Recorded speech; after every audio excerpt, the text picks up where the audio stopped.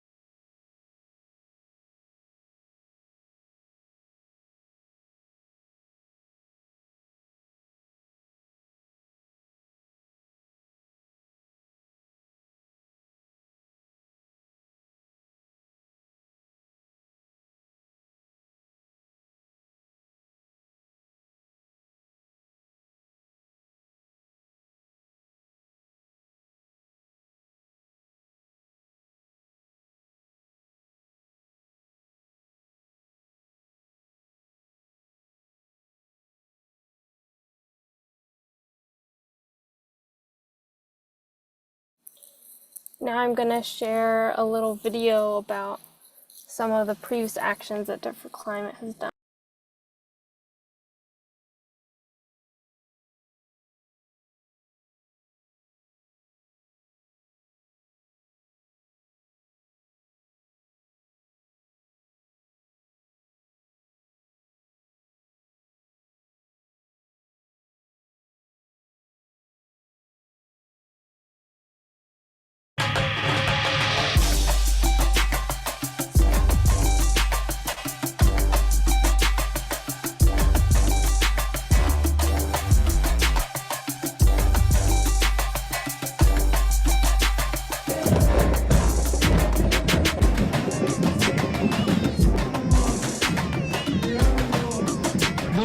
Latina, desde el sur global levantamos nuestras voces para decir que se anulen las deudas financieras ilegítimas que empobrecen a nuestros pueblos. Para exigir que la deuda del sur sea anulada.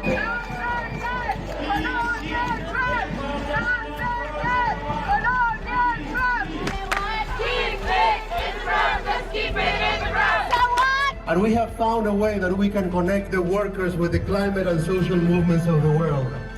It's up to us to lead the transition. The IMF and the World Bank, they are keeping our countries in the global south in so much debt that we are forced to keep expanding the fossil fuel industry just to keep up paying the interest on the loans. System change, not climate change. System change, not climate change.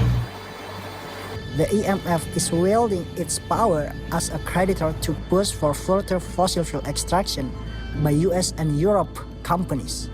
La Argentina es un caso de cómo el FMI impone un préstamo récord de 44.000 millones de dólares. Su enriquecimiento particular y de sus empresas a expensa de la destrucción de la naturaleza y de la vida social. Because of this debt, our country can't take real action for climate. Sri Lankan people deserve decent lives.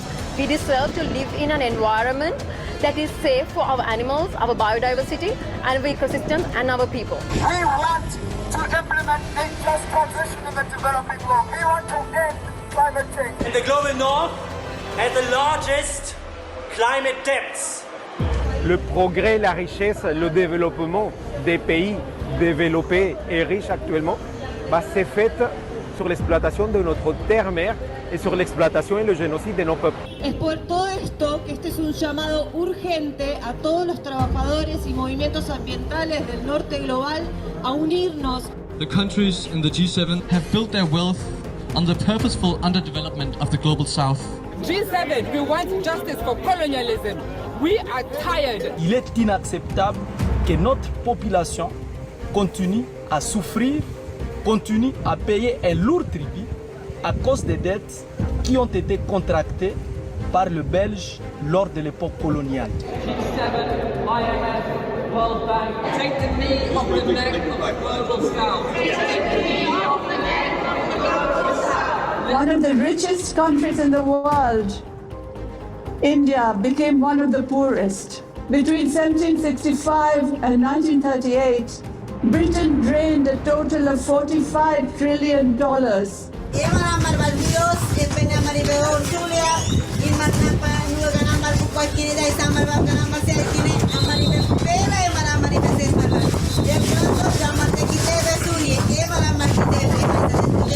Por eso la importancia, compañeros, de unirnos en organizaciones, con el protagonismo de los trabajadores en esta lucha ambiental, de América Latina, de África, de Europa, de Estados Unidos, del sudeste asiático, con un único lema: la deuda es con los pueblos y con la naturaleza. Cancel the debt now. Cancel the debt of the global south. La deuda es con el pueblo y la naturaleza. Turn debt into climate action. Turn debt into climate action. Turn debt into climate action. Climate justice now. Queremos justicia climática. This is only the start of a campaign, multi-year campaign, to hold the global north accountable for its climate obligations to the global south.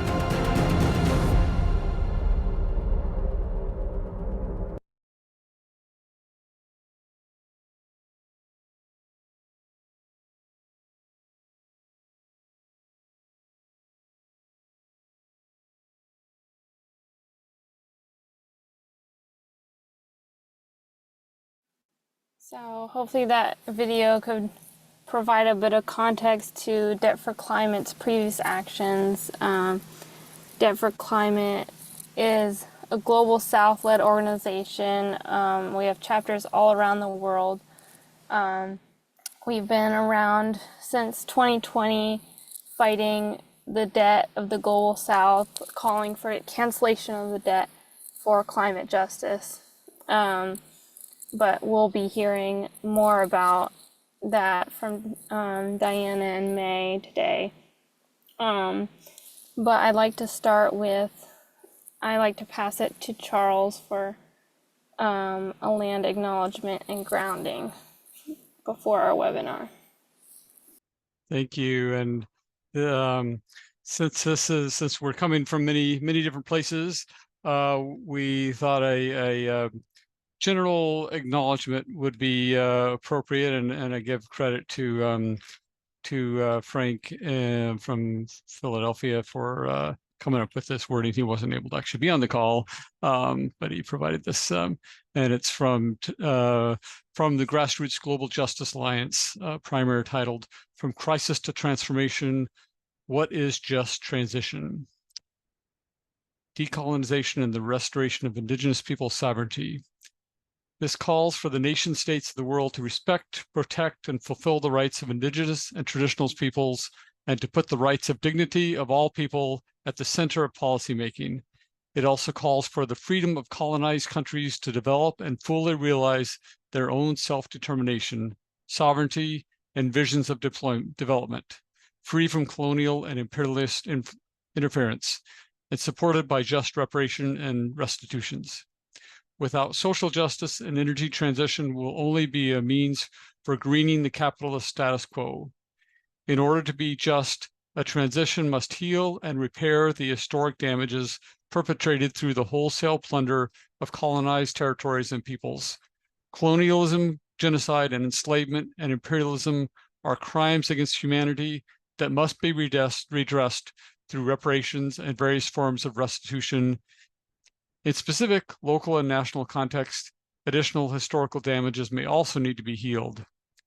Some remedies might include the restoration of indigenous and traditional communities' sovereignty, throughout the Americas, the provisioning of lands for African descendants to steward with indigenous consent, the repatriation of stolen cultural heritage, and or compensation for traditional knowledge appropriated for profit, a recognition of the critical contributions of all workers make to society, the abolition of unjust debts imposed on colonized nations to perpetuate colonial power relationships, the end of illicit capital flows from southern to northern countries, the end of imbalanced and unfair trade regimes that continue to marginalize colonized countries, the transfer of financial compensation and technology to all peoples, colonized, enslaved, or colonial subjected to European rule, plunder, or violence, and a just valuation of and fair payment for care and reproductive work.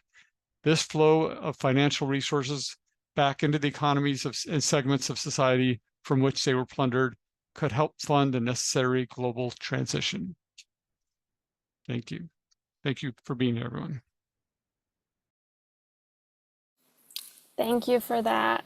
And I'd also like to share that Debt for Climate US is mobilizing towards an action in October at the International Monetary Fund and World Bank meetings, the annual meetings that are going on at the headquarters in Washington, D.C.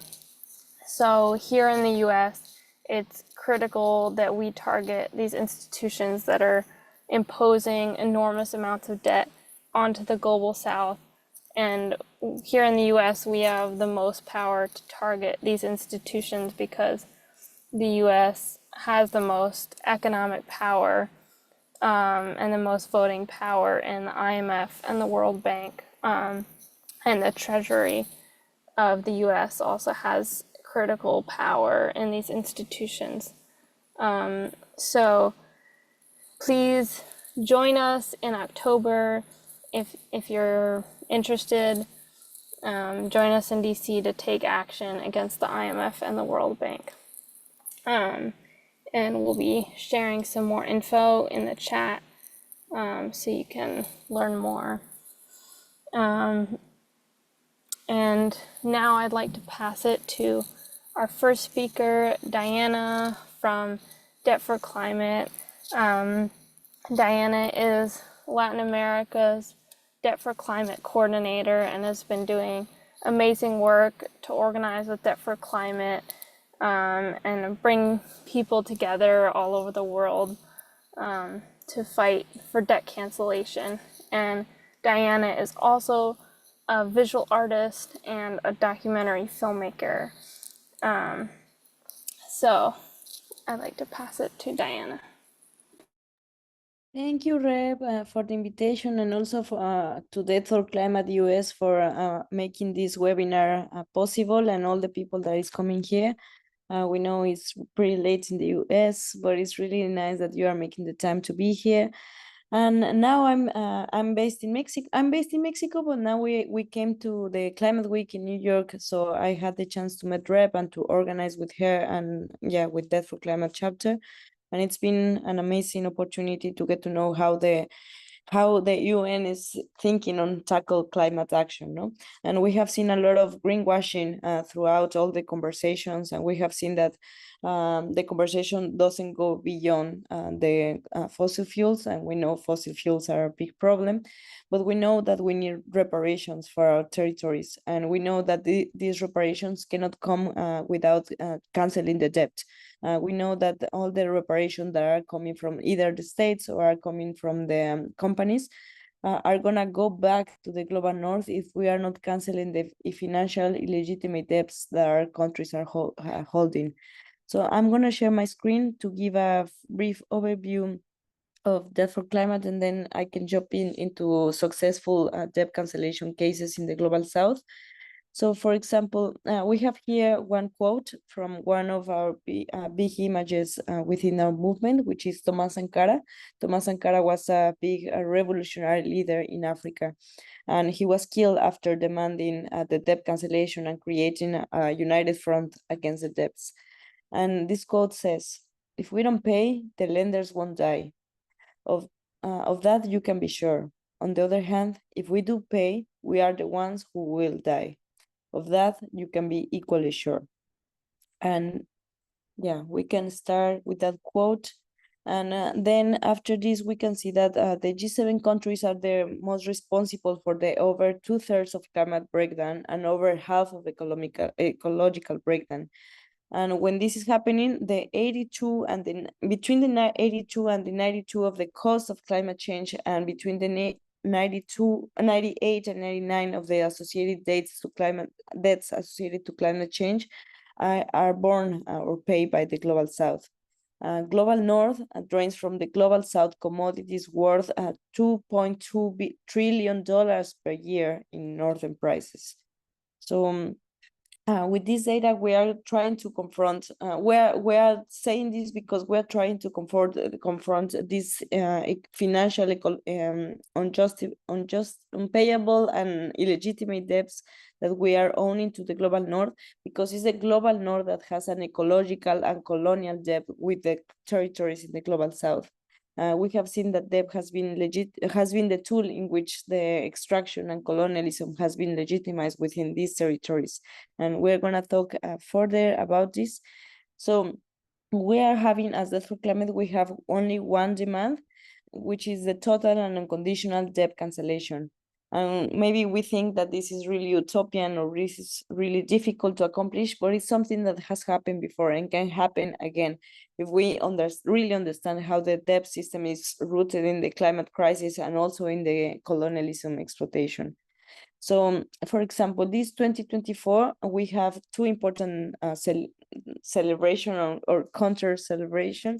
One of them is the 80th anniversary of the IMF and the World Bank. So for this, we released a campaign called the 80 Years is Enough.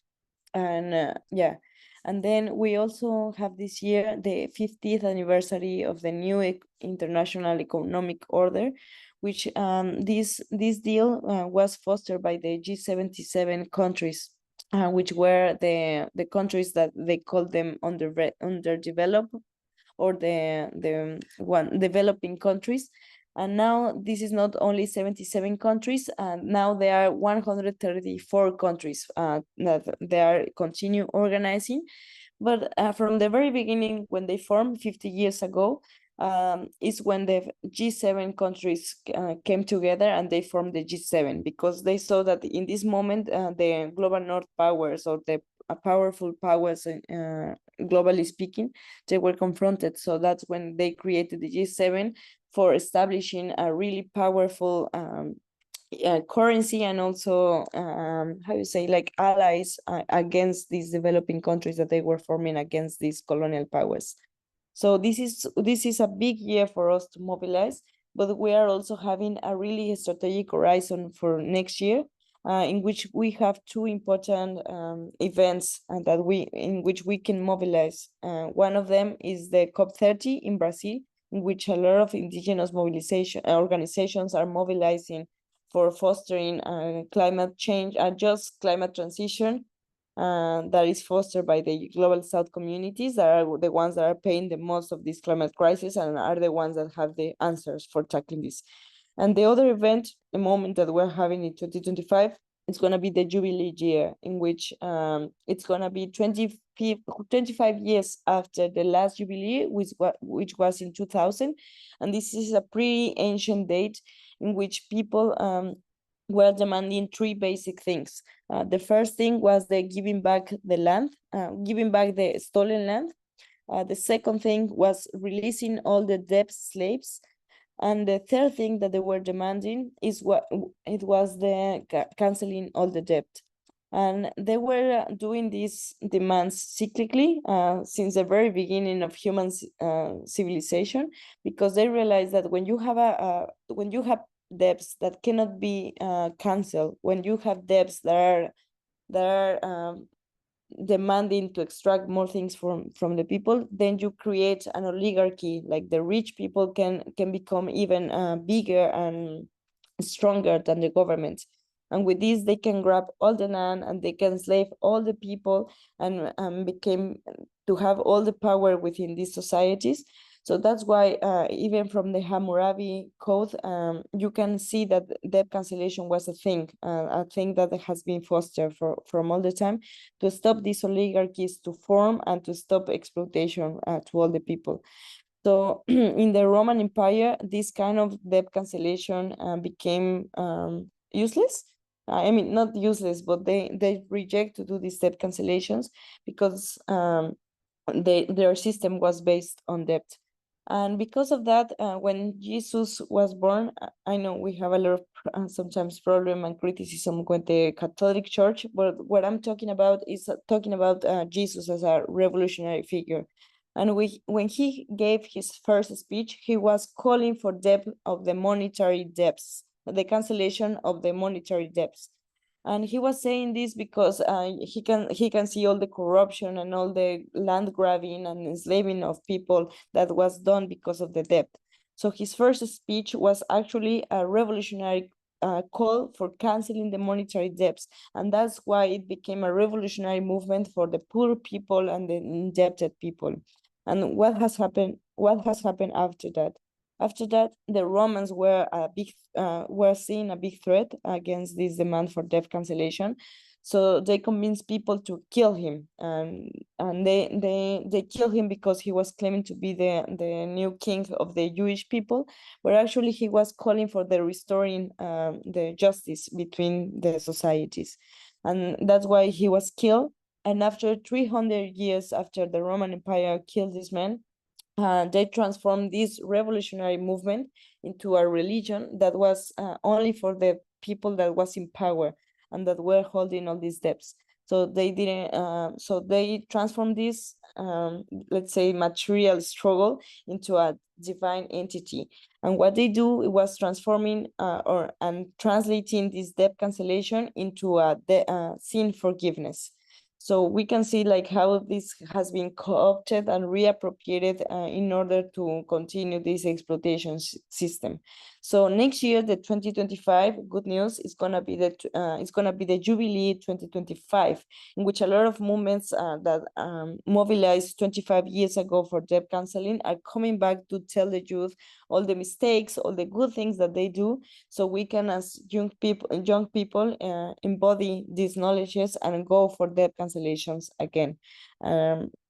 So yeah, that's a nice thing to realize now.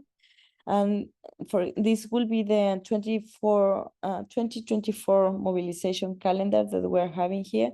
We have passed all of the first dates, but then we have in October 3 big mobilizations. We have in 12th of October the Indigenous Resistance Day, in which we are mobilizing with indigenous people to ask for a just transition and giving back the land. And then we have in October 15, the Tomás Sankara Day, a revolutionary leader that was killed for calling for this debt cancellation. And it's a good moment to create good relationships between the global South, because sometimes we don't know from each other, no? We're always mediated by this media and television from the global North. So it's a good moment for us to create solidarity between our movements and territories. And then we have the October from the 25th till the 27th is the annual meetings of the IMF and World Banks, which are the dates that Rep was talking about to do some mobilization in Washington, D.C. in the headquarters of the IMF and the World Bank. And then I'm gonna go a little bit faster because we don't have so much time. But we know that debt is how colonialism and exploitation has been legitimized, no? It follows the laws and the logics of the enslavement period. So we know that it's a relationship of power and profit. It's a blackmailing instrument in which the global North tells the global South what to do with our resources, where to allocate all the money that we have. And sometimes they have the power to tell us not to invest in public services such as education and healthcare, but to go for paying the debt totally. So then we know that this is a trap, it's colonialism, and it depends sometimes on the territory in which we are in which we are acting.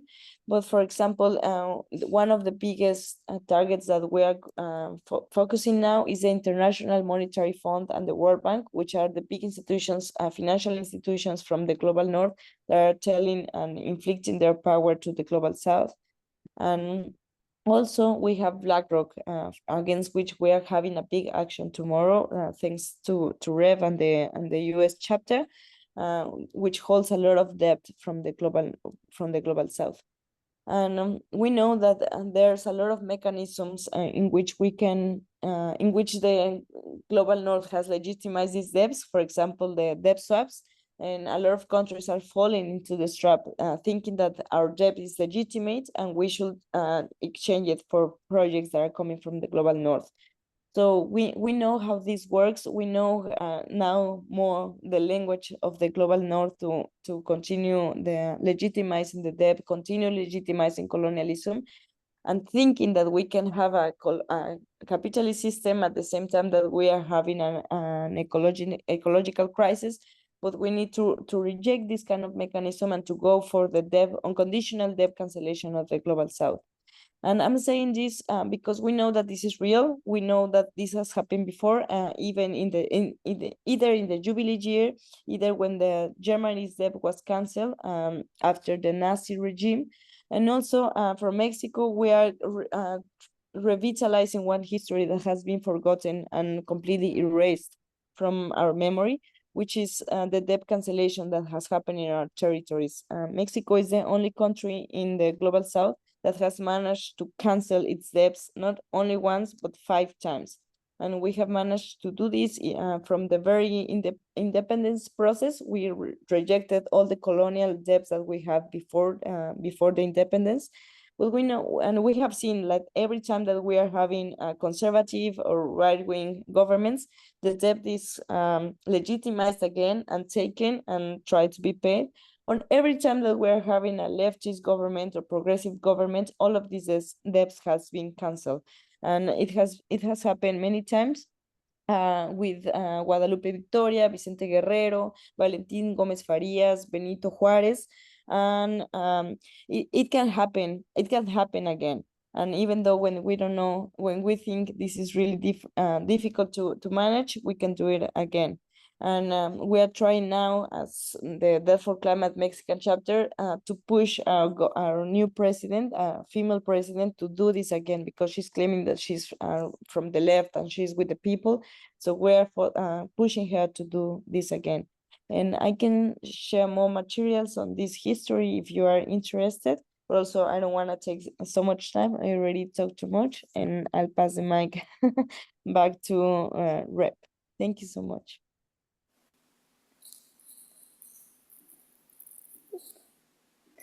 Thank you so much, Diana. Yes, that was a great overview of Debt for Climate, great information. Thanks for sharing about the situation in Mexico with the debt. That's a great lesson that Mexico has been able to cancel the debt 5 times. That definitely shows that it's possible. So our next speaker is May Buenaventura from the Asian People's Movement on Debt and Development, which is a regional alliance based in the Philippines that focuses on people-centered development, economic and environmental rights, and justice as its contribution to social transformation. In particular, she manages the debt justice and green economic rebuilding of APMDD, which sustains a long-standing struggle for debt cancellation and especially of illegitimate debts. So now I'm going to pass it to May.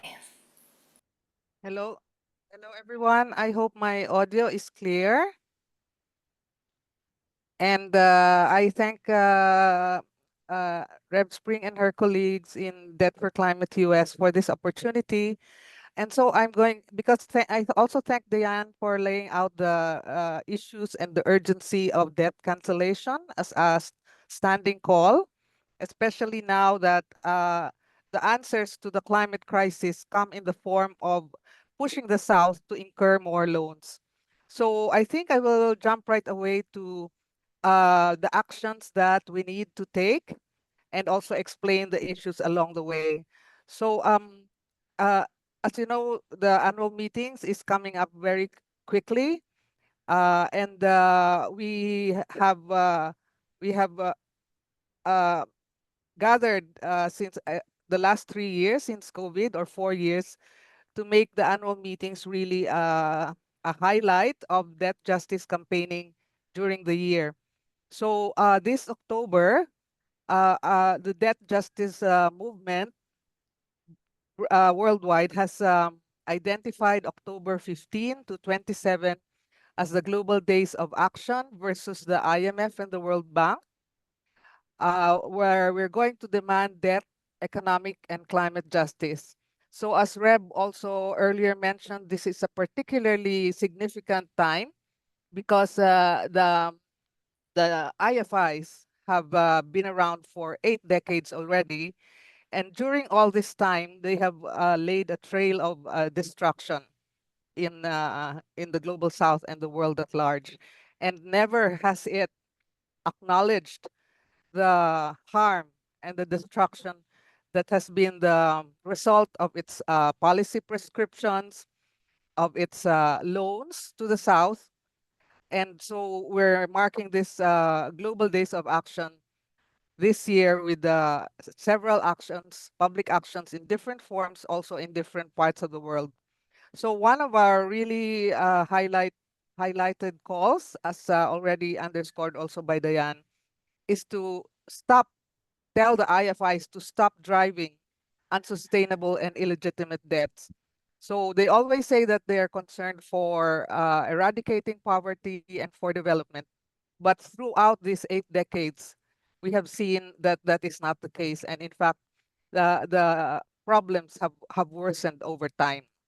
And now in 2024 alone, international lenders are expected to drain 487 billion from governments in the global south in debt service alone, in paying the external debt. And this is the highest ever on record. So it's really infuriating and very unjust that that lenders are compelling global south to pay these debts, much of which has already been paid many times over because of the interest payments. And of course, we also know the questionable nature of many of these debts, which we call illegitimate, and for which we demand unconditional and immediate cancellation. We also call today and during these Global Days of Action in particular, to stop worsening southern debt burdens. And this is very much connected with the climate crisis, because this is what they are pushing as a solution. They've opened lending windows for global south countries to incur more debt to address a climate crisis that we did not cause, or we did not create. So this has often been likened to your neighbor wrecking your car and saying, I can lend you money so that you can fix your car. So this is to us a huge injustice. And there's a whole distinct set of justice calls on the climate finance part, because we also want to make clear that whatever funds are freed from debt cancellation does not or should not count as climate finance, because this is clearly the responsible of the rich countries, of the G7 countries led by the US, in providing grants-based new and additional climate finance. And of course, the debt cancellation part is also ongoing, and it addresses historical issues that have created these vulnerabilities of the global south to crisis, no? That includes economic crisis, and of course the pandemic, and of course the climate crisis. So what we're demanding is that canceling the debt is an urgent matter, but also the provision of climate finance by the rich countries, because their failure to provide this finance is raising the pressure upon global south governments to borrow more. We also demand that there be a stop to the domination of development and climate finance, which is linked to what I earlier said. And the IFIs continue to support the rich countries in evading that responsibility of providing the climate finance. So now the World Bank has been given this major role in the Loss and Damage Fund and the Green Climate Fund, which is really the height of I don't know what you can call it, that the one who inflicted a huge damage and also exacerbated the climate change now is occupying a major role in the Loss and Damage Fund, which is supposed to raise funds for the adaptation of the Global South. Now, if you look at the brief history of the Loss and Damage Fund, they wanted really to push this, no, this big role of the IFIs for these funds, no, but they were not fully successful because of the pushback of our campaigning, the pushback also of Global South governments. But there's a need now to remain vigilant. We must be very watchful of what's happening to that fund and to call out whatever issue that comes up that violates this basic principle of justice behind the call for grants-based climate finance. And finally, our most important call, of course, is for reparations, which Diane also mentioned. We hold, of course, the IMF, the World Bank, along with G7 governments that control them, accountable for their role in perpetuating debt domination, the climate crisis, and global inequality. We also demand that they cease and desist. Simply, no, stop the harm. Stop now, because people's lives are at stake, and debt cancellation is a step forward that somehow helps in our surviving the climate crisis. And to the global north in general, to the global north governments, they must immediately cancel all illegitimate and unsustainable debts. To the UN General Assembly, we also call for a UN Framework Convention on Sovereign Debt, because there is no such arena right now where all countries can talk on equal footing about the debt problem. The decisions are still being made in the very narrow spaces of the IMF and the World Bank, where those with the largest shares, the G7 countries, of course, and the US at the top, they are the ones who have the biggest number of votes. So how can that be a democratic space? It's not, no? That's why we are calling for this fair, transparent, and democratic multilateral mechanism hosted by the UN, and in particular, a treaty, an international framework convention on sovereign debt. And we do not absolve our own governments in the South, because they too are complicit in following the conditionalities, in being too dependent on borrowings.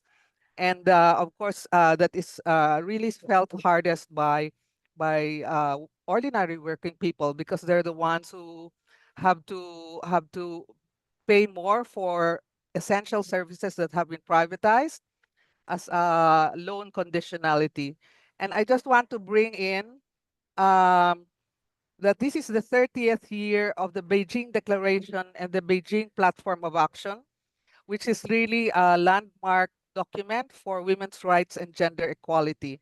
So we may also want to bring that in when we put out our statements and our actions, no? That debt is a feminist issue, that women are actually, it's just taken for granted that if we privatize public services, somebody will take up the work that needs to be done, because households can no longer to afford to buy it from the market.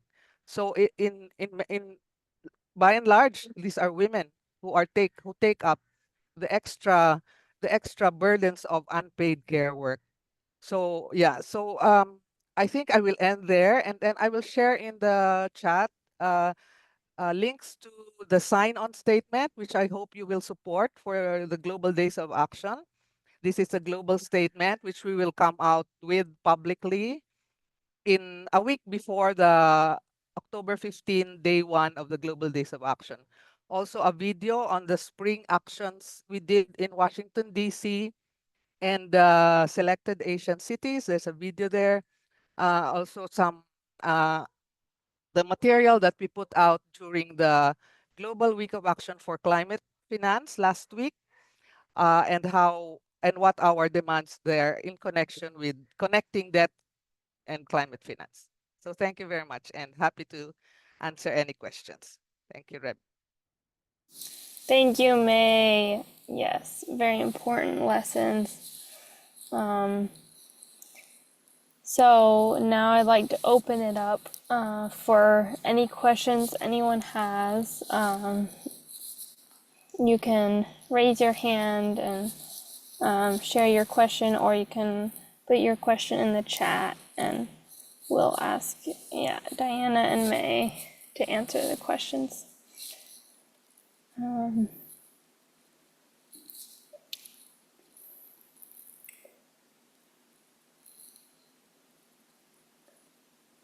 Great.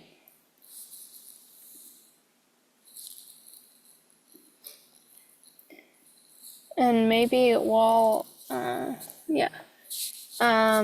Linda, what's your question?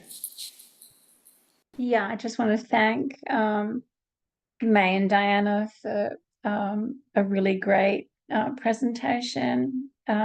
Appreciate it so much. And I guess I have my questions and concerns are coming from the perspective of activism and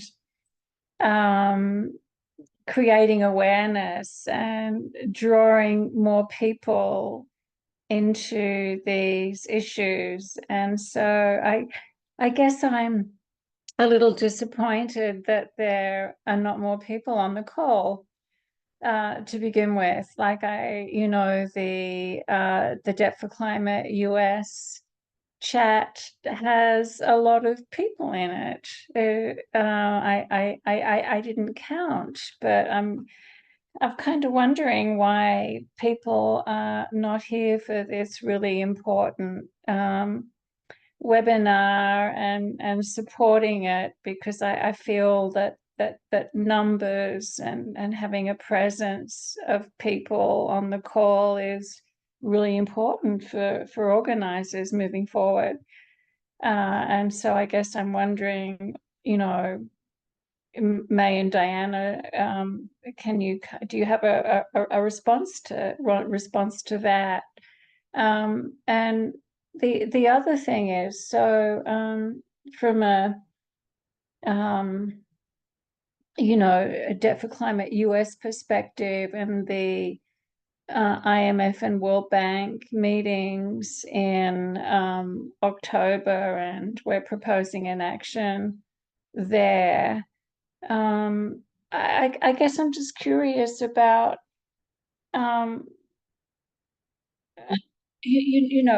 whether or not they are the right target, or should we be going even higher? Who else could we? So this is kind of like going to be bottom up and just a bunch of people saying cancel the debt, but where else could we be going in terms of requesting? Would it be the UN, for example? I mean, who else is exerting pressure on the World Bank and the IMF to cancel the debt? I don't imagine that when we turn up in October, we're going to make much of a difference. Or, we might at a certain grassroots level in terms of getting to speak to the delegates as they go into the meeting. But where else would exert pressure? Who are they going to listen to? The World Bank and the IMF?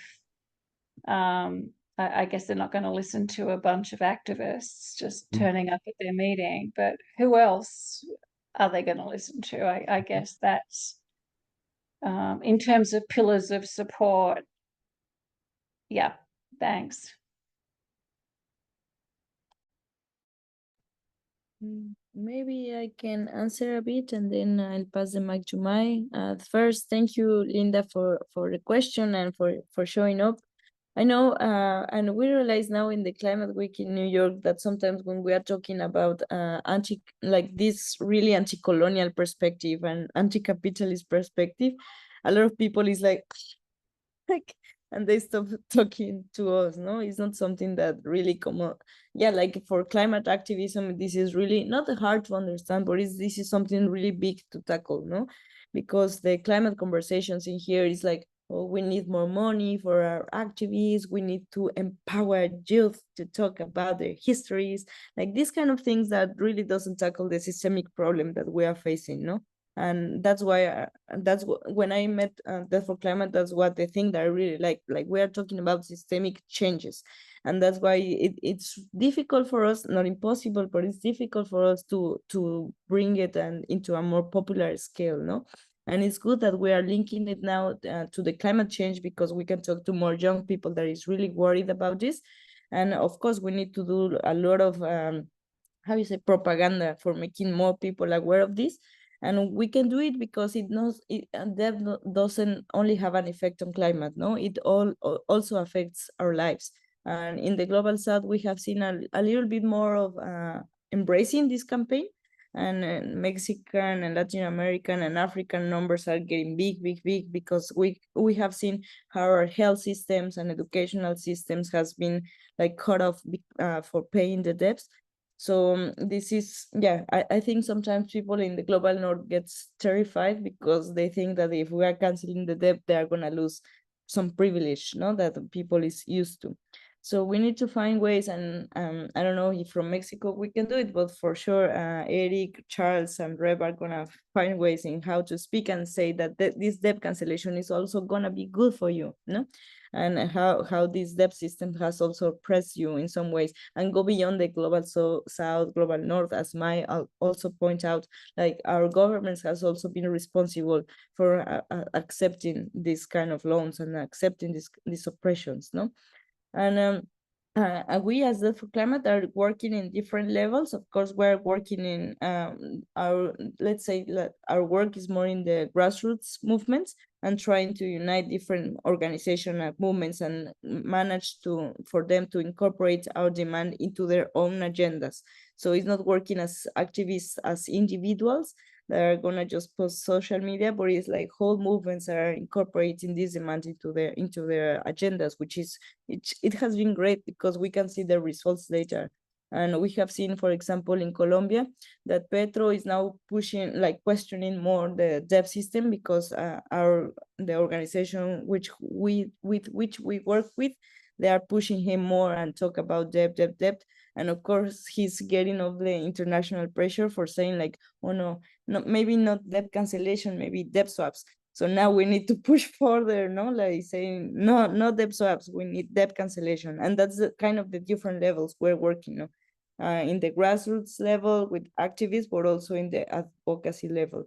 And as Death for Climate, we cannot do this alone, and we know it. And we have a lot of partners globally, which works also in different levels. And that's why my and the APMGG, it's one of our big alliances, because they work in different levels that sometimes we can't, no?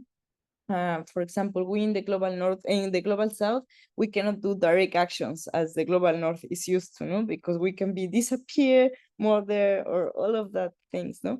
But we are working more in the educational level and teach people how debt works, and how it's rooted in our oppression, and then pushing. I already took a lot. But then working together with this other organization that they work on advocacy levels, that they work in the institutional levels, it can be really good. It's really good for us, no? So I'm gonna stop here. I can talk about this a lot, but I'll set the mic to my. Okay. Yeah. Can I go, Reb? Yes. Okay. So thank you very much, Linda, for your feedback. And thank you also for making the time. But I wouldn't, I'm not disappointed myself, because I know also of many other activities, webinars where we also get a large number of people. So maybe some other factors are involved. But there's also the capacity for these kinds of platforms to be shared with so many other people. No, if you upload using social media, if you upload it to YouTube, for example, or your websites, or even just share the link, it can really reach far and wide, and be able to maybe also inform people who did not have the time to join us today. And also in terms of the targeting, I mean, we join panels of webinars where the IMF and the World Bank sits beside us or on the same panel. So why do we do that? Not really. I'm not expecting them to change their mind because we've been saying this a long time. But I'm speaking not really to them in the main, but I'm speaking to a larger public. When we do mass actions before the offices of the IMF and the World Bank in different countries, it's not more of expecting a response from these institutions, but showing the larger public, in a way, a form of education, that these are the issues, and these are what we should be demanding. And that kind of accumulates, it snowballs over the years. Like what we've been able to win over the years, because of years of campaigning. We don't just build power at key moments. No, we build power in a sustained way, and it builds up. I know this is not an easy fight. This is a fight for the long haul, and the demand for debt cancellation is a political demand. It's a financial demand, but more so a political demand because it questions, it challenges the inequality of power relations between the lenders and the majority of borrowing countries. So we usually maximize those events because of the media attention, for example, on the annual meetings, or media wants to say to have photos before the World Bank, the IMF meetings, and we maximize this with no illusions that they will genuinely listen to us and change policies. But we need to have this campaigning sustained and maximize the opportunities for projecting our analysis, issues, and demands to a wider public. Yeah, and thanks. Reb Tim had one question in the chat that's very brief. Yeah. May I read it? Yeah. Mm-hmm. So Tim asks, any updates, and this could be a simple answer if either of our guests have it, any updates on the ratio of aid from the global north to south versus plunder exploitation from the global south to the north? There was a publication from 2014, 2015 that gave a ratio of 1 to 63. Holy cow. Shared in the book The Divide by Jason Hickel, which was in 2017. Do you know a number for that ratio that might be more current? Okay, so thank you for the information, Tim, and that's really helpful in adding to our materials. What I can share is that the perhaps aid vis-a-vis debt payments, and it's been for African countries, for example. There's been a study that that for every for every 53 cents, wait, hold on. For every 53 cents of aid coming in, you have also that amount or even more coming out in terms of debt payments. No? So in effect, if you look at it in as a whole, you still see this continuing net transfer of wealth from the north, from the south to the north. So that's not only in the form of debt payments, but also in the form of unequal relations of trade, also the labor issues that go into the global south, in global south, and especially women in the global care chains that support the lifestyle of the global north. No?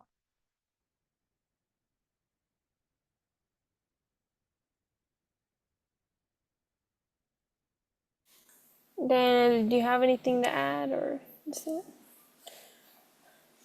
I don't have a specific ratio number, but I know that a lot of money that is already directed to tackle the climate crisis is never reaching the real communities that can make a change with this.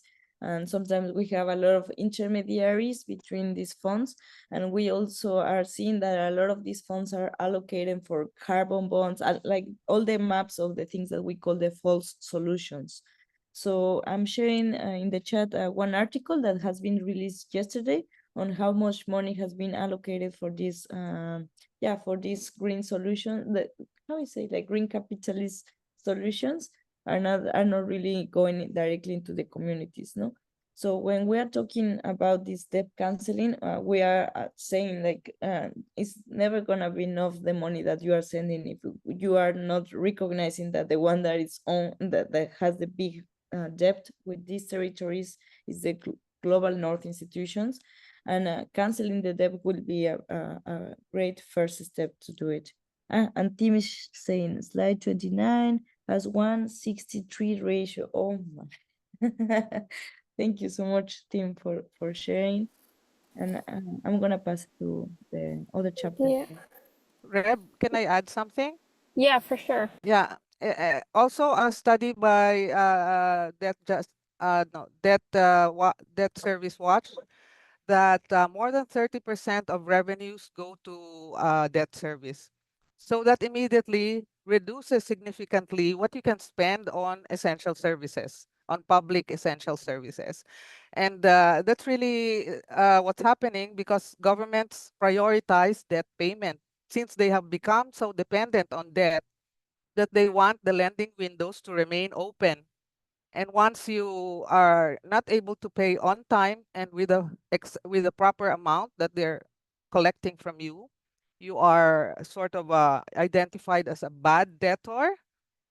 You know, that also happens to households, yeah, and individuals, that you're identified as a bad borrower, and therefore the interest rates on you if you borrow again rise up, or lending windows may totally be closed, which will really be big impact on countries that have become so dependent on borrowings. Yeah, for sure. Yeah, so thank you so much to both of our amazing speakers. Really great information and lessons. And I'd like to pass it on to Charles for our call to action for joining our action. Yes, great. Thanks for hanging in, everyone. I'm just gonna put in the chat our link to our sign up for our action October 25th, which is Friday of the IMF and World Bank meetings. So that's we'll be meeting Friday morning, October 25th in DC, and so that's we'll have some really fun creative things. We've been doing some brainstorming and we've had a presence at each of the last several of these meetings, and we'll continue that and continue increase the pressure, but that's not the only way to get involved. Certainly we have we would love to be able to facilitate more people get involved wherever they are, and certainly connecting with us through our social media. We have a Instagram page, we have a email address, but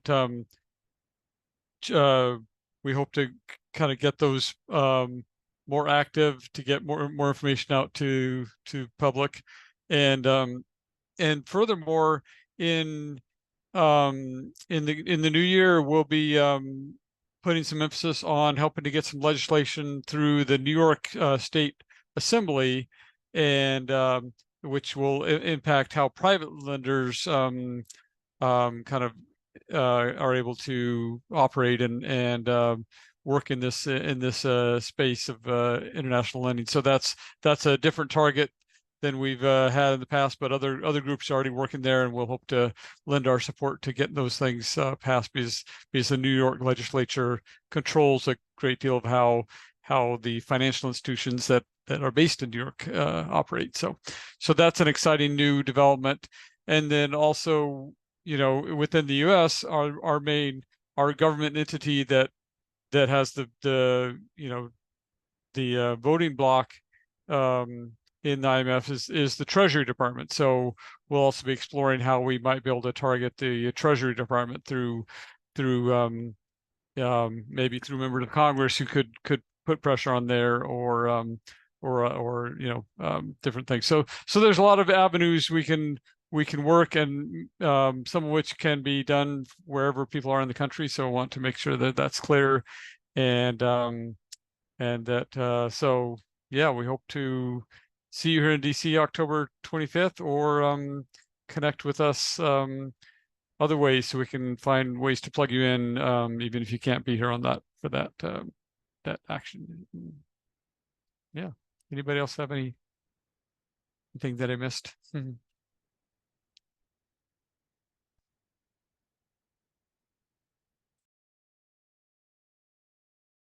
Or any questions from those of you who are hearing this for the first time?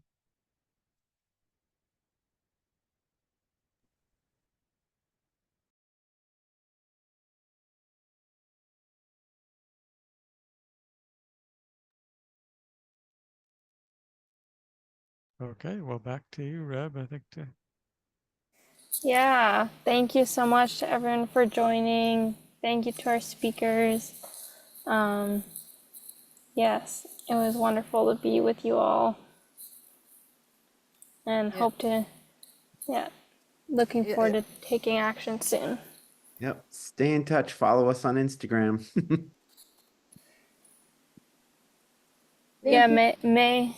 Yeah, just invitation. If you want to share your activities with us, we're putting out a calendar of activities. We have a poster ready, and we're going to share that also, so that you can yourself use the poster to put the activities related to the 80th anniversary of the IMF and the World Bank.